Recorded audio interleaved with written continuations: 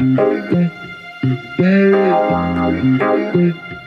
is this picture from the AMVCA Cultural Day that is trending on Twitter and Instagram. I think the caption is Uzamaka. There's an entire discourse happening on Twitter in regards to this picture, how simple it is, and someone commented on the edgier, the gele style, and they were talking about how those days of something about those days of how they used to help their mom tie the one layer of the headgear, and it sent me backward. It made me think, and it made me remember that before we currently have this current gele, headgear, wedding, Owambe gele styles that we have today, there used to be a time whereby it was just the one layer or the two layers or the three layers gele that was trending before it became a thing, the multiple step thing. It made me remember that if my mom would wake me up, she was going for events or she was going for this, she would make me tie her head chair, she would make me do her makeup if it was possible. She would ask for my opinions on how to match clothes and stuff. And I just sat down when this thought crossed my mind yesterday, and I was just thinking, Catherine, at what point did you imbibe that mentality that you're not good with your hands?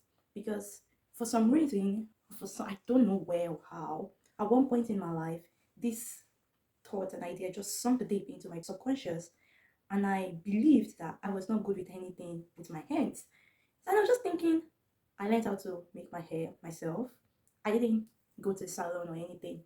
It was through watching videos. I would just make it myself. And I was just thinking, I remember that back in secondary school, I made my sister's hair. I remember there was a particular classmate of mine that when she found out I could make hair, I made her hair throughout senior secondary school. She didn't make it to anyone else, and she didn't have to pay me.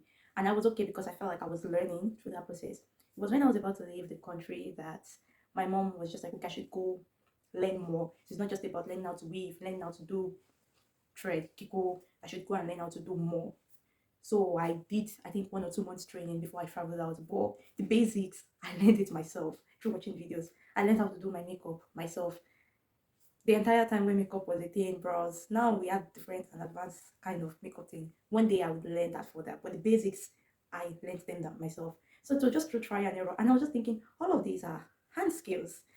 How to sew clothes, unless it was like all machinery stuff, but the basic sewing and stuff, I used to do that myself. When we would try to bake cake or make chin chin or something at home, I was the one who did most of these things. Maybe my mom would give some guidance, but also, and I was just thinking, all these little things, they are things you do with your hands. So I was just thinking, and there were things that I was quite good at.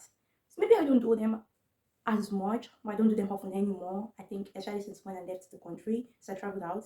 But I was just thinking, at what point in my life did I imbibe that mentality? What happened? So bad that I passed it along to the medical field. So because for some reason I believed that I was not good with my hands, I also believed that I couldn't do surgery.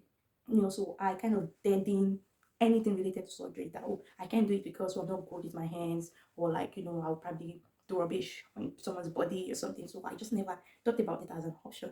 And just sitting down and this realization coming down to me that I used to be good at things with my hands. I could do things with my hands. And it's even now that I'm just like, oh, even writing is a thing that you do with your hands. So just thinking, where did I pick up such mentality? What happened? Who said something? I'm thinking maybe someone eventually said something like, oh, you're always doing rubbish with your hands. But I'm sure that it's not just the one person. Maybe someone said something negative one day and that just stuck. And I was just like, wow, no, this has to stop. I was watching a video from Tito the writer, and she made a similar video like this whereby she said all her life she never believed that she was beautiful. And it was just, I don't know, until recently, I think, that she was just asking herself, and she came to terms with the fact that she was actually beautiful. But people tell her, oh, you're beautiful and everything, but she never actually believed it in her subconscious. And she likened it to, the devil's mindset and everything. So when I was thinking about all of this yesterday, and I was just thinking, at what point did you pick up this, I don't want to say stupid mentality, but at what point did I pick this up and believe it to my core that it ended up reflecting externally, not only in my subconscious, but externally? And it made me think about the other video of hers, and I was just like, wow. So at least now I know, and I'm thinking, now I need to try to start unlearning that, because subconsciously, and it's even now I'm even thinking about getting back into doing things that I used to stop doing, but just knowing now that I've never ever been terrible with my hands. If anything, my hands are a gift. I can do stuff with them. Anyway, it's Mother's Day. Happy Parents Day. I think it's the third Mother's Day. I feel like I've wished my mom Mother's Day so many times. There was one in March or two. There was Mother's Sunday. There was Mother's Day. Last week on Mother's Day is also in Budapest on Yeri. And there's another one today. Anyway, anything for our moms. Shout out to all our moms. Happy Mother's Day to my mom. So I think making me think about this entire day made me think about how all those skills that I picked, she was the one that I practiced on. And I think because she saw that, okay, I had interest in these things, she made me do them on her.